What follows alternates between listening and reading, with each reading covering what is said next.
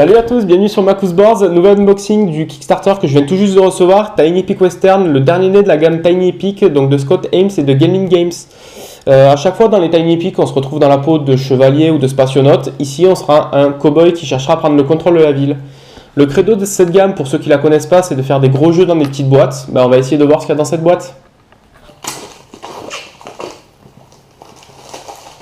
Alors, un des stretch goals était d'améliorer la qualité de la boîte. Donc, on voit bien sur la caméra qu'on a un toucher glacé, un peu, avec surtout une grosse épaisseur de la boîte. Voilà, toujours bon à prendre. Avec un intérieur de boîte illustré, donc qui sert pour lancer les dés, puisqu'il y a quand même pas mal de dés dans les jeux Tiny Epic en général. Le livre de règles.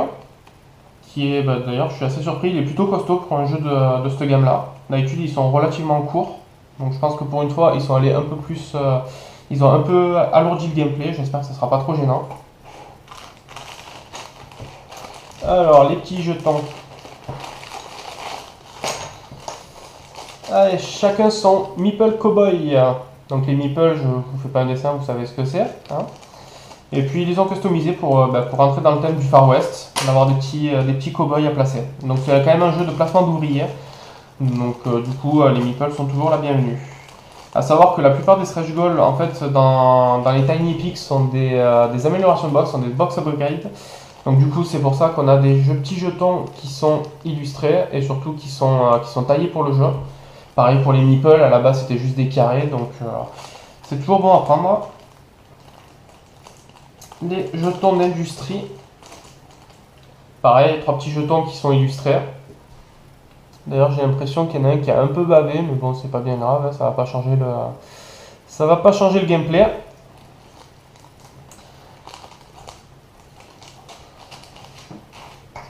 Le jeton premier joueur, donc qui sera ici nommé le dealer.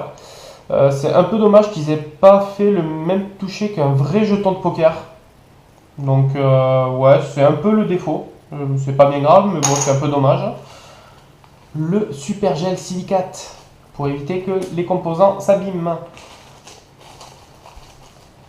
La spécialité, les dés en forme de balle.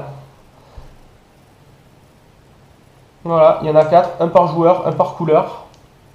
Ça, c'est plutôt sympa. Je demande d'abord comment ça marche dans la vraie vie. Hein.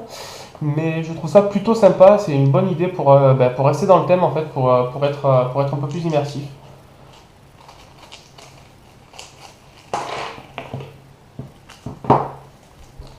La carte Wanted, qui pareil est un box upgrade qui a été offert. Donc c'est une carte en fait transparente qu'on va poser sur sa carte de boss pendant la partie. Et en fait, celui qui détient cette carte-là à la fin de chaque manche aura droit à des points bonus ou à un bonus en fait, tout simplement. Et à la fin de la partie, il aura des points de victoire en plus. Donc c'est pareil, une bonne petite idée de la part de l'équipe de Gaming Games. Les cartes de boss qui sont toilées, donc très très bonne qualité. Donc on a plusieurs boss. Donc je ne vais pas vous les montrer, je mettrai des photos sur le blog pour que vous puissiez voir un peu plus en profondeur. Donc je sais qu'il y en a, là il y en a 5, 6, 7, 8, 9, 10, 11, 12. Il y en a 12, donc il y en a 4 qui ont été offerts pendant le Kickstarter parce que du coup c'est la version de luxe. Mais sinon dans le jeu qui sera trouvable dans le commerce, il n'y en aura que 8. Donc c'est encore une fois l'intérêt de passer par Kickstarter.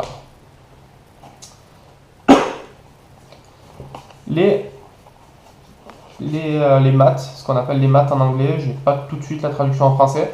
Donc ce sont les tapis de jeu, voilà, je savais la traduction, qui sont pour chaque joueur.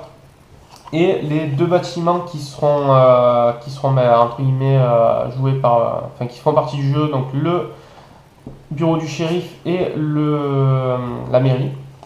Et ensuite chaque joueur aura sa couleur, donc avec le saloon. The Courthouse, c'est le tribunal, la banque et la cachette, la cabane, hideout, si je dis pas de bêtises.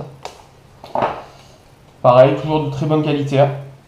A noter que d'ailleurs pendant le Kickstarter, ils ont proposé l'achat des playmats, donc un gigantesque tapis façon tapis de souris pour pouvoir jouer. Je l'ai pas pris parce qu'à 30 euros, je préfère prendre un jeu pour ce prix-là. Mais toujours est-il que ça existe. Et pour finir, les cartes. Donc à savoir que le jeu est basé sur le poker. Donc le principe, ça va être d'essayer d'avoir des mains de poker, donc des foules, des brelans, des paires, ce genre de choses. Donc du coup, le dos des cartes, comme vous pouvez le voir, ça ressemble vachement aux cartes à jouer qu'on peut avoir pour jouer à la belote ou à la coinge pour les vrais. Donc chaque couleur, donc en bleu ça sera les bâtiments et en rouge ça sera les cartes de poker. Donc pareil, ils ont inventé donc les tipis, les fers à cheval, les crânes de buffle et le chapeau du shérif. Donc c'est avec ces cartes là qui sont encore une fois de super qualité. Elles sont épaisses, toilées. Donc elles vont pas s'abîmer. Je les protégerai parce que je suis monomaniaque là-dessus. Mais elles risquent pas de s'abîmer. La carte Wanted qui du coup est mise dedans mais elle est obsolète vu que j'ai la carte transparente. Et donc les cartes bâtiments. Donc il va s'agir d'acheter des cartes bâtiments tout le long de la partie pour avoir des bonus d'influence donc au niveau de la loi, au niveau du barillet et au niveau de l'argent. Et ces points d'influence vont certainement donner des points de victoire sur la fin et le principe c'est celui qui a le plus de points de victoire et gagne la partie. Je sais, c'est assez surprenant. Donc il y a pas mal de bâtiments différents, ce qui assure une bonne rejouabilité. Et puis voilà, comme le reste des cartes, très bonne qualité, avec bien illustré. Dans un style de dessin plutôt sympa, assez simpliste, mais voilà, ça va suffire. Et puis c'est plutôt pas mal. Voilà, et du coup, pour finir, à l'intérieur de la boîte, la plupart des questions qu'on peut se poser pour vite se rappeler des règles. Ça peut toujours servir, un peu comme Bubbly Pop, c'est toujours bien d'avoir un petit reminder pendant la partie. Donc c'est plutôt pas mal. Et sur le côté, du coup, un peu de pub. Tiny Peak Defenders, Tiny Peak Galaxies qui est un excellent jeu que j'ai dans ma ludothèque aussi et il ressort très régulièrement. Et Tiny Peak Kingdoms que j'ai raté, mais je pense essayer de me le récupérer très prochainement. Voilà, c'est tout pour cet unboxing. Tiny Pig Western, un jeu pour 1 à 4 joueurs, 30 à 45 minutes. Prévoyez plutôt 1 heure quand même au début. Merci de m'avoir suivi, j'espère que ça vous a plu. N'hésitez pas à jeter un œil à la page Facebook ou au compte Twitter et surtout à mon site. Et puis j'espère vous revoir bientôt.